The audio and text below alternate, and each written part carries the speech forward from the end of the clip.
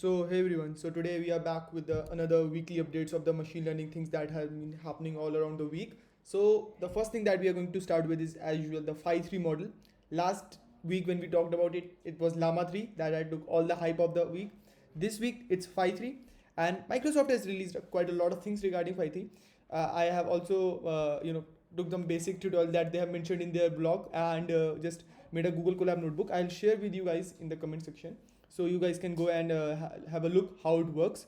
Now if you look at the groundbreaking performance at the small size that they have been mentioning here, these are just numbers, right? Until we see that okay it's actually performing really well, and till they show it as an app in iPhone, which they have been mentioning that in iPhone 14 the Phi 3 model will be available in the nano format. So let's see what they come up with. Now if you look at how many models they have open source, so the 128K version, the context window which is providing, we have the 4K one.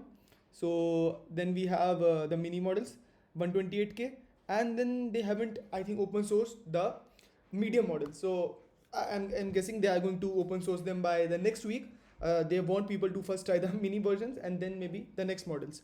Now I have just used directly the device map is equals to CUDA this time, not auto, because this model is pretty small. It's I think 3.8 billion parameters, and it's entirely able to fit on the Colab GPU. Now the pipeline of the text generation, the tokenizer is here, and if you look at the max new tokens, I have set it at 500 for now. The default which they have told in their tutorial, the return full prompt is full text is false right now, temperature is 0. You guys can play with it. This is very subjective to anyone who is using. So let's ask some basic questions. So I'm starting with a mathematical question, as they have mentioned that suppose a question is 2x plus y 2x plus y equals to 20. What are the possible values of x and y? So this is a very probabilistic question, right? Because there can be multiple values. Now if you look at the system prompt that I've read, you are a helpful digital assistant, please provide safe, ethical and accurate information to the user, the same which they have provided in the uh, initial uh, initial Hugging Face blog. So if you see here, this is the system, the user, the assistant, the user. So yeah, quite same. So you see x is equals to 0, y is equals to 20. Okay, it looks good. Y is equals to 0, x equals to 10. So yeah, these are just a few examples. There are indefinitely many solutions to this equation, as you can choose any value and solve for y or vice versa. So it looks good. Tell me the recipe for a chocolate cake. I just want to see the power of this model, because it's just a 3.8 billion parameters model, and actually this answer looks good. Considering the size of the model, it's just 3.8 billion. But when we come to these numbers, right, you can just fine tune the model for any specific task and attain this particular numbers, right? 37%, 68%, 71%. It's not a big deal. But if you look at the reasoning purpose, it's actually fair. So if you say they are sorry, I'm sorry, but I can't assist with that. So it's very straightforward when I think it's not sure about it. So let me try with something new. Let's say for mango shake, I'll try that. So it's actually not very hard question, so I think it should be able to answer that. Now if you look at the context length, they are saying 128K. I haven't tried it with 128K. There are two variants, 4K and 128K. So you guys can actually try it with a longer context by giving it a story and asking it some question. So that is actually going to be fair. So because rag is one thing that you can use it for. Now the ingredients: 2 ripe mangoes, 1 cup of milk. Steps are there, remember, always ensure mangoes are ripe and safe to eat. So it actually looks very good, right? Because if you look at the steps and ingredients, they are quite perfect. Now these are some very basic questions. These are not very hard questions, so you can't judge the whole model by this. But yeah, according to me, Phi 2, Phi 3 looks promising in some aspects, not all, but a few. Considering the size of the model, it's 3.8 billion parameters. What can you expect from a model of that size when we are dealing with models which are 175 billion, 400 billion parameters, right?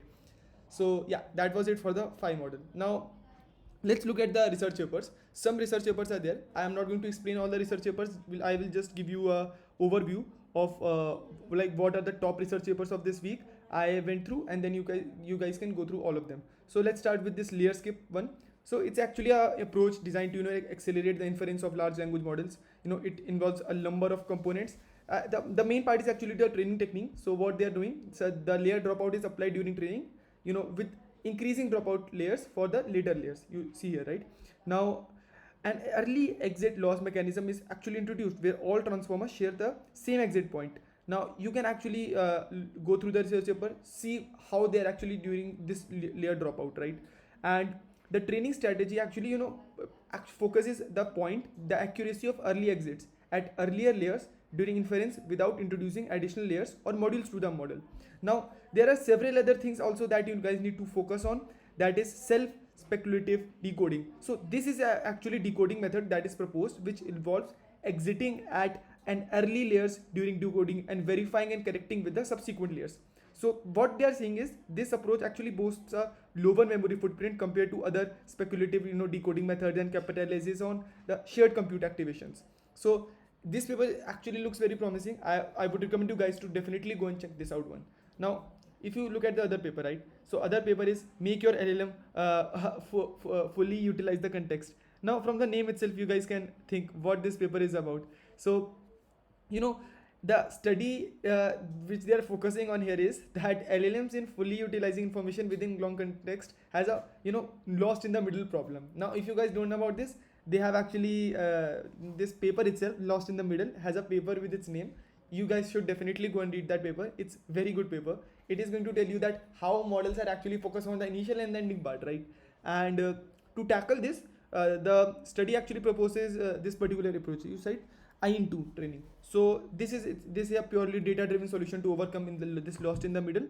So they are leveraging a synthesized long context question answer dataset. So this dataset actually focuses the fine-grained information that awareness is within short segments of the long context. So they have applied this particular training method to several models. They have tried it on Mistral 7 billion, which yields the film 7 billion. The full form is, I think, the full in the full in the middle context, fill in the middle context, right? So it is capable of effectively utilizing long context. So that's the main part, and it looks promising, right? So yes, this is the second paper. The third paper I think you guys should definitely look at is the how far we are to GPT-4. So actually this paper mainly focuses on the model which they have newly approached, the intern VL 1.5.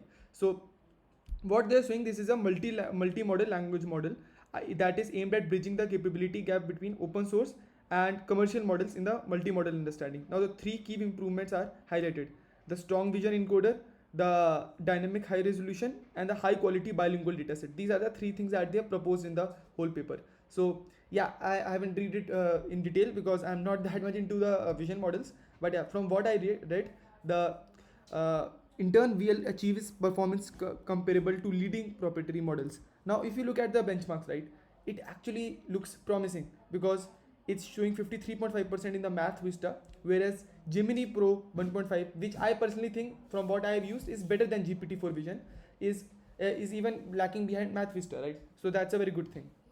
The final paper is Telefilm FLM technical report. So this is the final paper. So this actually addresses the problem, which is that large language models that are beyond 50 billion parameters, where minimizing trial and error cost and computational resources, it introduces Telefilm, a 52 billion open source multilingual LLM featuring stable, effective pre-trained and enhanced factual judging capabilities.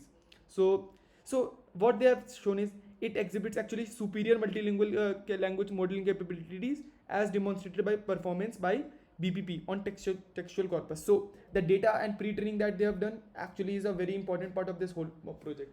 So I'll link all these papers in the comment section. You guys like in the description section as usual. You guys can go and have a look how they are performing actually, and like guys can learn a lot of new things from this research paper. Now this is actually not brand new. The next thing is the C exam leaderboard. So you guys must be knowing I have worked on Komodo 7 billion, which was specifically focused on the Indonesian part. So this is CLMs is a large language models for Southeast Asia, and they have make sure that they have a benchmark for this. So a particular benchmark for all the Southeast Asian languages is very good. So they have shown that in most of the cases they are actually outperforming most of the existing models. So the version 2.5, which they say is the latest one, is actually outperforming GPT 3.5 in some cases, and in most of the cases equivalent to GPT 3.5. So that's a big thing. And they have also released the leaderboard for that. Now in the leaderboard, if you look at all the base and chat models, you will see GPT-4 is as usual sitting on the top. And defeating GPT-4 is pretty hard, but if they are ever able to reach right close to them, it's a big thing. So I think they are on the 14th position right now, and their parameters is really less, just 8.5 billion, and they're competing with 140 billion parameter model. So that's a very big thing.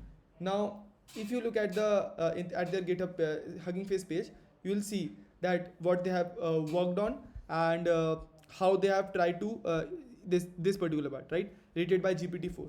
So if you look at the task solving problem, they actually perform really well compared to other models. Similarly, by the language, if you see the Sailor 7 billion, which was also pretty good, we also benchmarked it.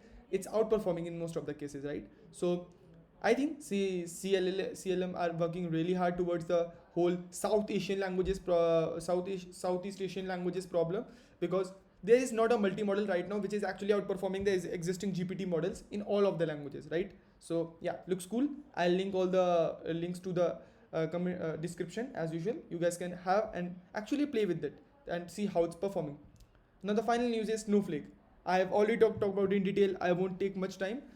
It's a very good model from what it is claiming from the results, but it's not able to outperform other models for sure.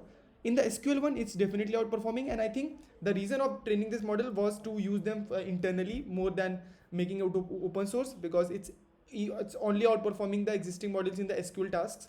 And if you look at the size, right, it's 482 billion parameters, and it has around 1700 downloads already. So last time when we checked, it was just the day it got released, that's why it was showing 0.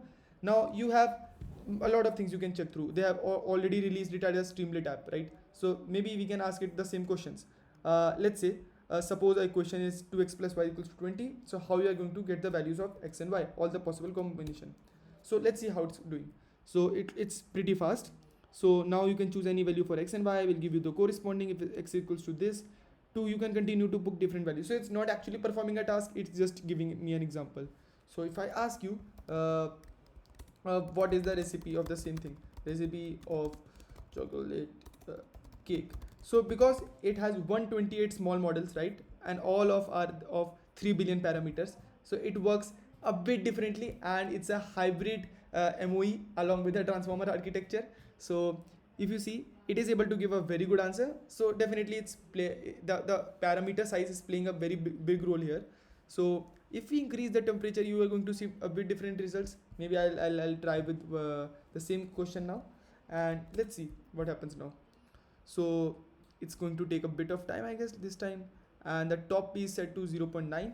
So yeah, maybe it's the internet problem or something. Maybe we can actually try some different questions with this.